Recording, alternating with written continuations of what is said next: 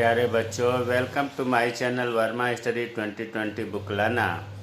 मैं UP board के class 12 के छात्र छात्राओं के लिए इकोनॉमिक्स सब्जेक्ट का फुल कोर्स हिंदी माध्यम से मैं कराऊंगा। यदि आप फुल कोर्स करना चाहते हैं तो मेरे चैनल को सब्सक्राइब कीजिए और बेल आइकन को प्रेस करना ना भूलें, ताकि जो भी वीडियो मैं अपलोड करूं उसका नोटिफिकेशन आपको सबसे पहले मिल सके। प्यारे बच्चों, माइक्रो इकोनॉमिक्स में चैप्टर 5 बाजार संतुलन चल रहा है। इसमें जो है बाजार संतुलन से संबंधित आज हम लोग सवालों को हल करेंगे, जिसमें पहला सवाल है, एक वस्तु विशेष की मांग और पूर्ति वक्रों के समीकरण दिए होने पर क्यूडी का मतलब होता है मांग की मात्रा और क्यूएस का मतलब होता है पूर्ति की मात्रा। कहीं कहीं पर किताबों में क्यू स्मॉल से लिखा है, डीएस कैपिटल से लिखा है, मैं क्यू को कैपिटल से लिखा हूँ, तो इससे परेशान मत होइएगा। उसका मान जो है, उसका अर्थ जो है वो सही आना चाहिए।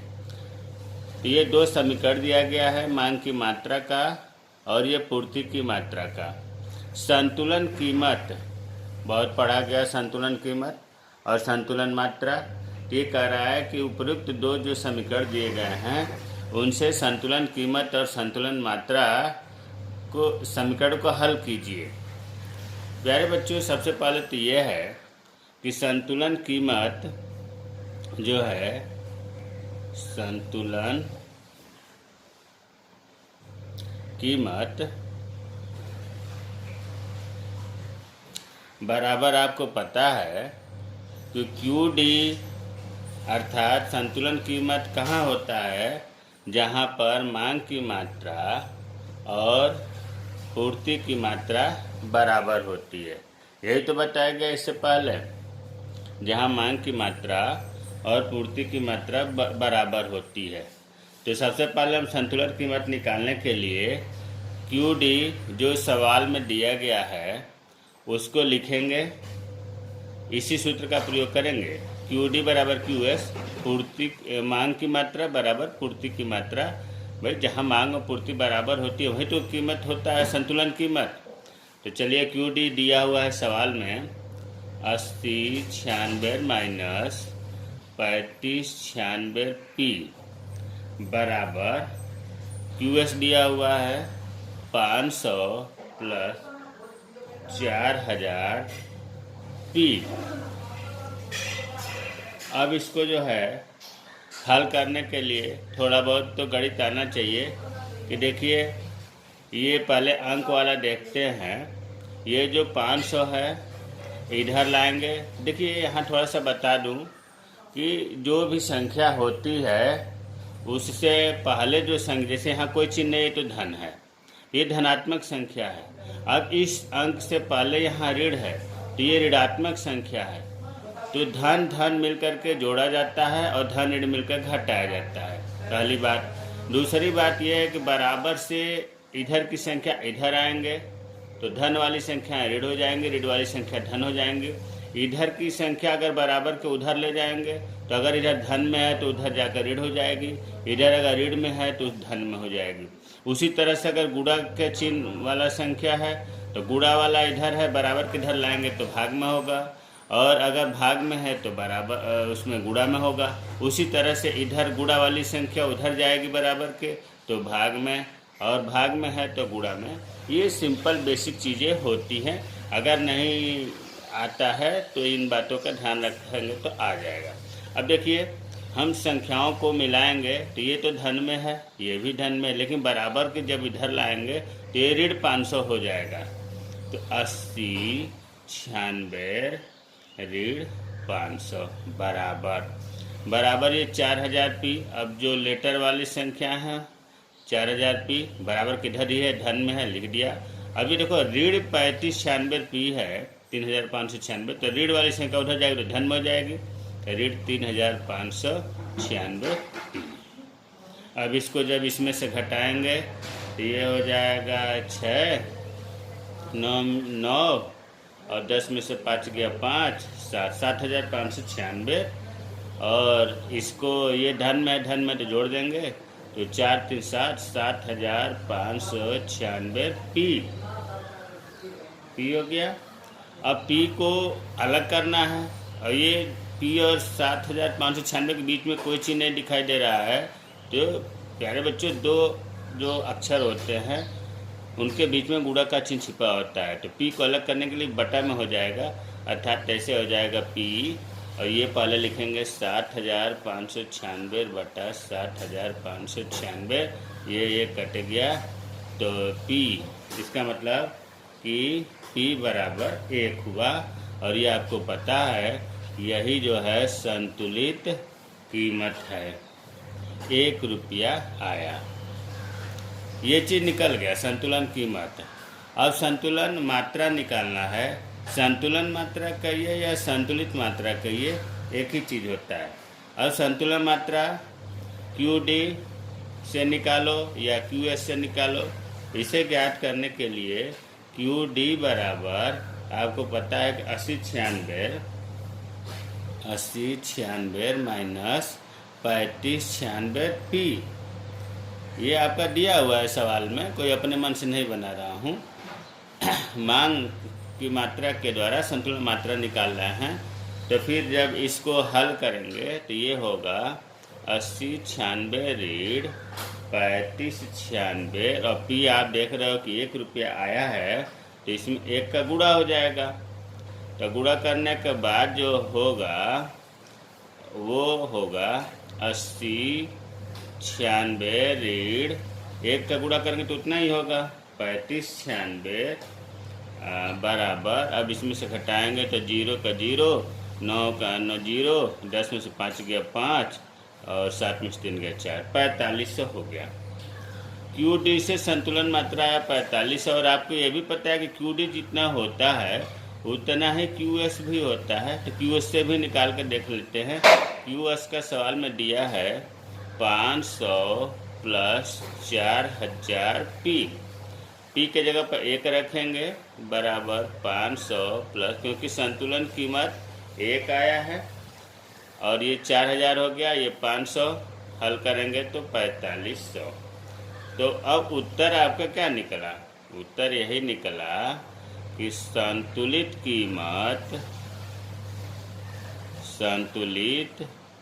कीमत बराबर 1 रुपया, और संतुलित मात्रा बराबर 4500। देखो मात्रा है तो ये वजन में होगा, तो किलोग्राम, 4500 किलोग्राम। इस प्रकार ये आंसर आ गया। अब एक और सवाल देखते हैं। मान उसी तरह का है। मान लीजिए मांग और पूर्ति के समीकरण दिए गए हैं। मांग का ये दिया गया है, पूर्ति का ये दिया गया है, और संतुलन कीमत और संतुलन मात्रा ज्ञात करिए। तो फिर हल करेंगे। संतुलन कीमत बराबर, आपको पता है कि क्यू डी बराबर क्यू एस होता है। क्यू डी सवाल में दिया हुआ है 110 ऋण 10 पी बराबर क्यू एस दिया है -100 प्लस 20 पी। अब इसको ध्यान दो, पहले अंक वाला जोड़ लेंगे, ये माइनस में है, इधर लाएंगे तो प्लस में हो जाएगा।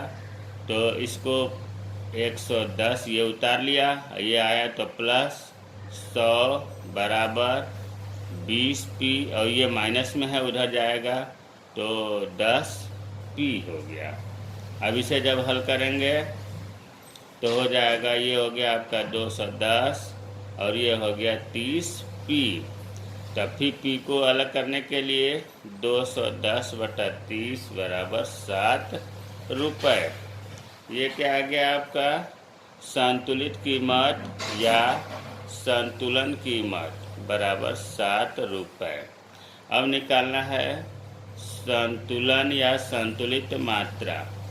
संतुलित मात्रा निकालने के लिए क्यू डी से और क्यू एस से, मतलब पूर्ति की मात्रा से मांग की मात्रा से, दोनों से निकालेंगे, दोनों से उत्तर सेम आएगा। चलिए संतुलित मात्रा निकालते हैं। पहले क्यू डी से निकालते हैं। क्यू डी का मान दिया हुआ है सवाल में ही 110 ऋण 10 पी 10 पी, और पी के जगह पर 7 हमें लिखना है, तो बराबर 110 ऋण 10 गुणे 7। अब ये पी के जगह पर 7 लिखा, 10 और पी के बीच में गुणा का निशान छिपा हुआ है। ये हुआ बराबर 110 ऋण 70। ये धन में है संख्या, ये ऋण में है। अभी मैंने बताया कि धन और धन मिल करके धन होता है, ऋण ऋण मिल करके भी धन का काम होगा, धन ऋण मिल करके घटाया जाएगा, ऋण और धन वाली संख्या है तो घटाया जाएगा। ये सूत्र का प्रयोग करते हैं, तो इसे घटाएंगे, ये हो जाएगा 40। अब QS से निकाल लेते हैं। QS दिया हुआ है सवाल में -100 प्लस 20p, तो -100 प्लस 20 गुणे p के जगह पर 7 लिखेंगे, बराबर 100 प्लस इसका गुणा करेंगे तो 140 हो गया। ये धन में है, ये ऋण में है, तो घटाएंगे तो 40 हो गया। देखिए पूर्ति मांग पक्ष के द्वारा भी संतुलन मात्रा 40 आया और पूर्ति पक्ष के द्वारा भी 40 आया, तो उत्तर हो गया आपका संतुलित कीमत बराबर 7 रुपये और संतुलित मात्रा बराबर 40 kg। हमें उम्मीद है ये दोनों सवाल समझ में आया होगा। एक और सवाल देखते हैं, ताकि इससे संबंधित अगर सवाल इम्तहान में आ जाए तो आपको समस्या न हो। तीसरा प्रश्न है, मान लीजिए कि नमक की मांग तथा पूर्ति वक्र को इस प्रकार दिया गया है। QD दिया गया है इतना 1000 माइनस P और QS बराबर 700 प्लस 2P दिया गया है। अब इस समीकरण से ये 3-4 सवाल इसमें दिया गया है। पहला है कि संतुलन कीमत और मात्रा ज्ञात कीजिए जो अब तक ज्ञात करते आ रहे हैं। और दूसरा, मान लीजिए कि नमक के उत्पादन के लिए प्रयुक्त एक कागज की कीमत में वृद्धि हो जाती है और नया पूर्ति वक्र इतना हो जाता है। मतलब कोई एक कागज में वृद्धि हो जाएगी तो निश्चित रूप से पूर्ति की मात्रा प्रभावित होगी, तो इतना हो गया। अब इस नए वाले पूर्ति की मात्रा को ध्यान में रखते हुए संतुलित कीमत और मात्रा निकालने को कह रहा है। और तीसरा प्रश्न है कि मान लीजिए कि नमक के बिक्री पर 3 रुपया प्रति इकाई कर लगा देती है गवर्नमेंट, तो संतुलन कीमत और मात्रा किस प्रकार प्रभावित होगा या कैसे कितना आएगा। तो सबसे पहले हम पहला सवाल हल करेंगे कि संतुलन कीमत और संतुलन मात्रा ज्ञात कीजिए। सवाल में दिया क्या है, एक बार फिर लिख दूँ, QD बराबर 1000 माइनस P और QS बराबर 700 प्लस 2P, ये दिया हुआ है। और संतुलित कीमत निकाल दूँ। संतुलित कीमत के लिए आपको पता है कि जहाँ मांग की मात्रा और पूर्ति की मात्रा बराबर होती है वही संतुलित कीमत होता है। तो QD का दिया हुआ है 1000 माइनस P बराबर, अब QS का लिखूँगा 700 प्लस 2P, 700 प्लस 2P।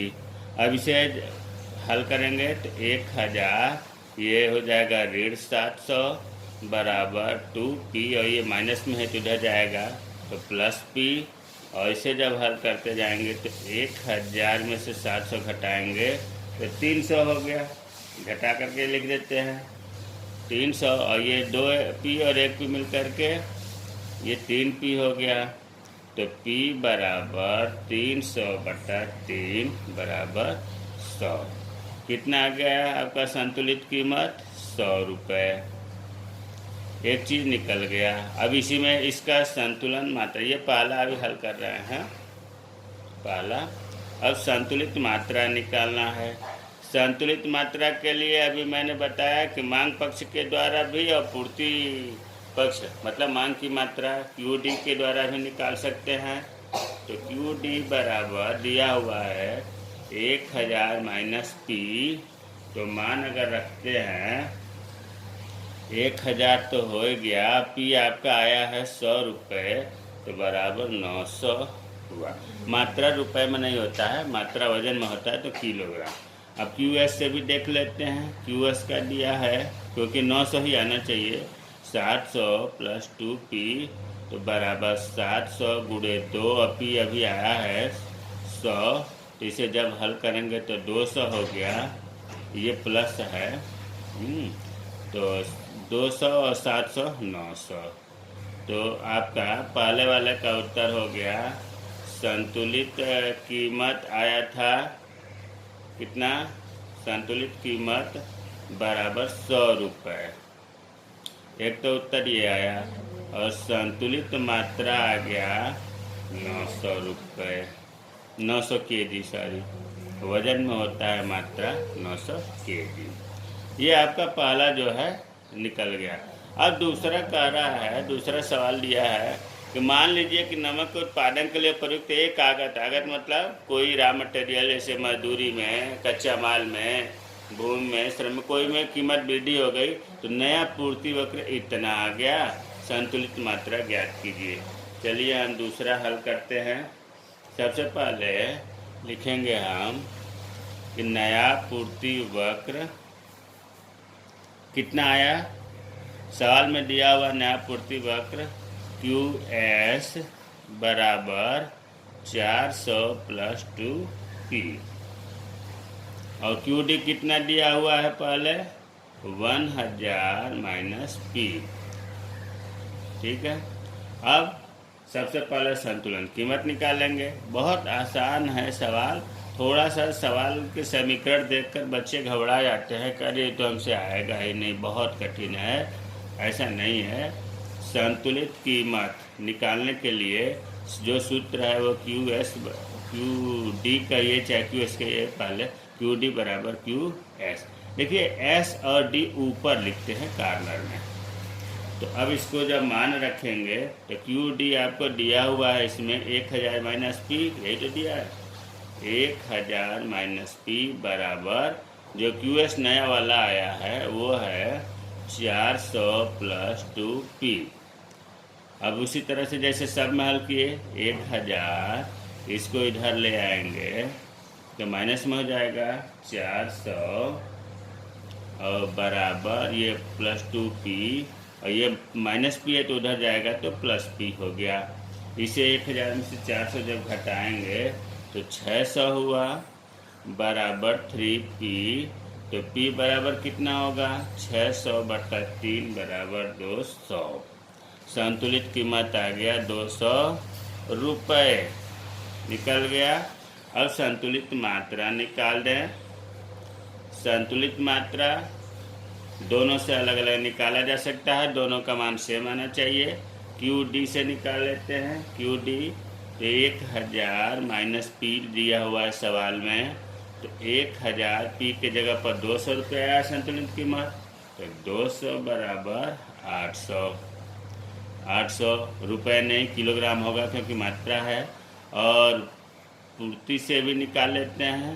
पूर्ति दिया हुआ है आपका नया वाला 400 + 2P, 400 + 2P, तो बराबर 400 + 2 गुणे P कितना आया 200 रुपये, है ना। तो ये हो गया 400, ये 400, 800 हो गया।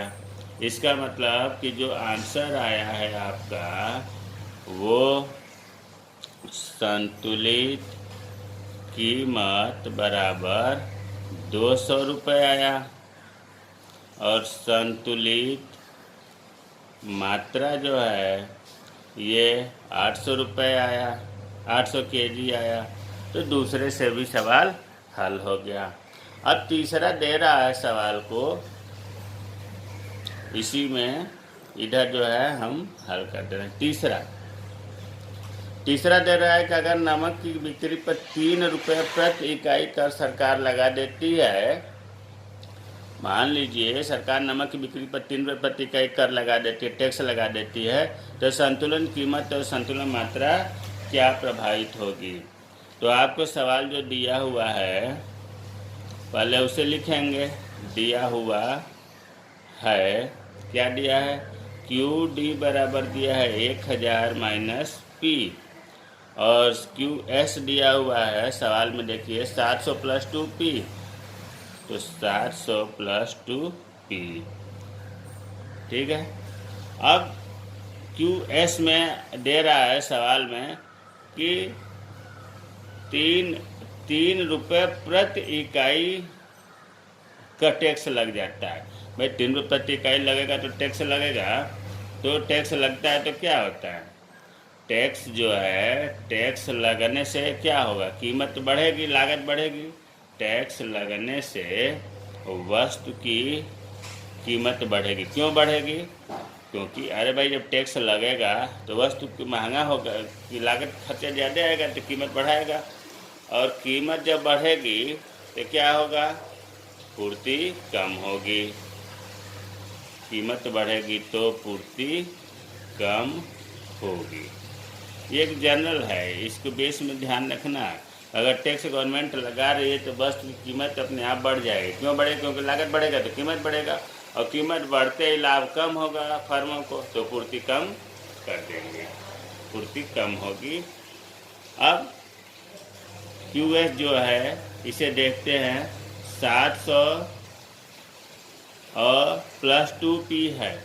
प्यारे बच्चों, सवाल में दिया है 3 रुपये प्रति इकाई टैक्स लगा देती है, मतलब जो P है उसमें से हम 3 रुपये जो है उसे घटाएंगे। फिर देखो, जो 700 +2P, 2 बाहर आ जाएगा और P में से 3 घटाएंगे, तब जाकर के इसका मानक पूरा होगा कि 3 रुपये प्रति इकाई, 3 रुपये प्रति इकाई कर लगेगा तो पूर्ति कम होगी, इसलिए माइनस कर रहे हैं। कीमत कम होगी तो पूर्ति कम होगी। तो अब इसको जब हम हल करेंगे तो 700 प्लस 2 का P में गुणा करेंगे तो ये 2P हो गया, और -2 का इन दोनों में गुणा होगा, क्योंकि ब्रैकेट में है तो 6 हो गया। ठीक है, अब इस 700 -6 को हल करेंगे तो धन में है, ऋण में है, तो 700 में से 6 घटाएंगे तो ये हो गया 694 + 2P। ठीक है, ये आपका QS आ गया। 3% 3 रुपये प्रति इकाई टैक्स लगाने के बाद नया पूर्ति की जो मात्रा है वो ये हो गई। अब जैसे सब सवाल हल करते हैं वैसे इसे भी हल करेंगे। संतुलित कीमत वहाँ होता है जहाँ पर मांग की मात्रा बराबर पूर्ति की मात्रा होती है। तो QD आपको सवाल में दिया हुआ है 1000 - P, और QS आया है 694 + 2P, 694 + 2P। अब इसे हल करेंगे, 1000, ये 694 प्लस में है तो इधर आएगा तो माइनस में हो जाएगा, और ये 2P है ही, ये -P में है तो उधर जाएगा तो P में हो जाएगा। 1000 में से 694 घटाएंगे तो 694 6 306, और ये 2P 1P मिल करके 3P हो गया। फिर P बराबर 306/3 बराबर 102। संतुलन या संतुलित कीमत कितना आ गया? 102 रुपये। 3 रुपये प्रति इकाई टैक्स लगा देने के बाद वस्तु की कीमत, देखो पहले वाले सवाल में 100 रुपये था, 3% लगा तो 102 रुपये हो गया। 3% नहीं, 3 रुपये प्रति इकाई है। ठीक है, अब संतुलित मात्रा निकालते हैं। संतुलन मात्रा या संतुलित मात्रा एक ही चीज़ है, तो QD पूर्ति की मात्रा के निकालना है। पूर्ति की मात्रा द्वारा तो 1000 - P है, तो 1000 - PP के जगह पर हम 102 रुपये लिखेंगे तो 898 हुआ। और QS से पूर्ति की द्वारा अगर निकाल लेते हैं संतुलित मात्रा, तो इसका है QS बराबर 694 + 2P। 694 + 2P आया है 102 रुपये, तो 102 रुपये, तो 694 + 102 का 2 गुणा करेंगे तो 204 हुआ, 898 हो गया। देखो, पूर्ति मांग पक्ष के द्वारा भी 898 और पूर्ति पक्ष के द्वारा भी 898 तो आंसर आ गया, सॉरी दिख नहीं रहा था, संतुलित कीमत बराबर 102 रुपये और संतुलित मात्रा बराबर 898 kg। तो प्यारे बच्चों, हमें उम्मीद है कि असंतुलन मतलब ये बाजार संतुलन में जितने भी सवाल हैं उनमें महत्वपूर्ण हमने 3-4 सवाल हल करा दिया, समझ में आ गया होगा। अगर कोई चीज़ दिक्कत हो तो कमेंट बॉक्स में कमेंट करिए, मैं समझाऊंगा, रिप्लाई करूंगा। और मेरे चैनल को सब्सक्राइब जो नए आए हैं वो चैनल को सब्सक्राइब करें, बेल आइकन को भी प्रेस करें ताकि जो भी वीडियो मैं रोज़ डालता हूं उसकी नोटिफिकेशन आपको सबसे पहले मिल जाया करे। जय हिंद, जय भारत।